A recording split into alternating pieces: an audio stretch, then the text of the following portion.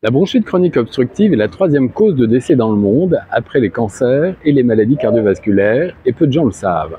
Or, dans 70% des cas, cette bronchite chronique obstructive est due au tabac et dans 30% à la pollution et à l'environnement. Alors comment lutter contre cette bronchite chronique? Que faire si on est bronchitique chronique?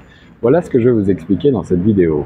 La bronchite chronique obstructive est directement due au tabac parce que le tabac irrite les cellules, abîme les cellules des bronches et elles ne vont plus fonctionner correctement. Et une fois que vous avez déclenché le mécanisme, il n'est plus possible d'arrêter l'évolution de cette maladie.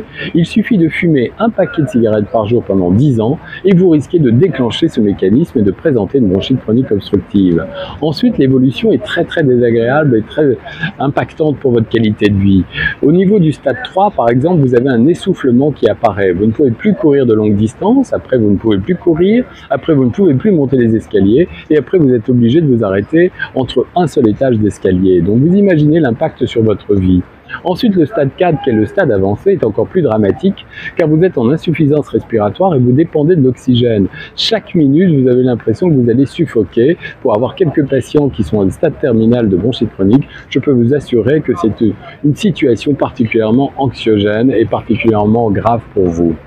Alors, je sais que c'est difficile d'arrêter de fumer, mais aujourd'hui vous avez des gommes, vous avez des patchs, vous avez même l'acupuncture qui peut permettre de vous arrêter de fumer, parce que même s'il existe des traitements, vous ne pourrez pas, comme je vous le disais, stopper l'évolution de cette maladie.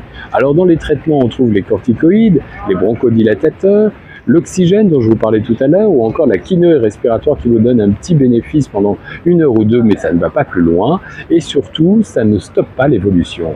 Plus grave, c'est que l'entourage des fumeurs, si vous fumez à la maison, devient également à risque de bronchite chronique, et ça on le sait un petit peu moins. Ainsi, les femmes de fumeurs font aussi 25% de plus de risque de faire une maladie cardiovasculaire.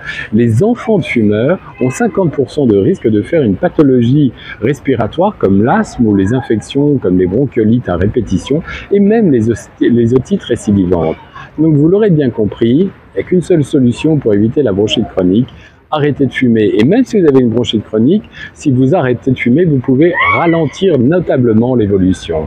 Si vous êtes par contre dans un environnement toxique pour vos bronches, c'est-à-dire la poussière ou les produits irritants, il faut porter un masque. Et là, je le sais encore, quand il fait chaud, c'est difficile, mais votre santé est en danger.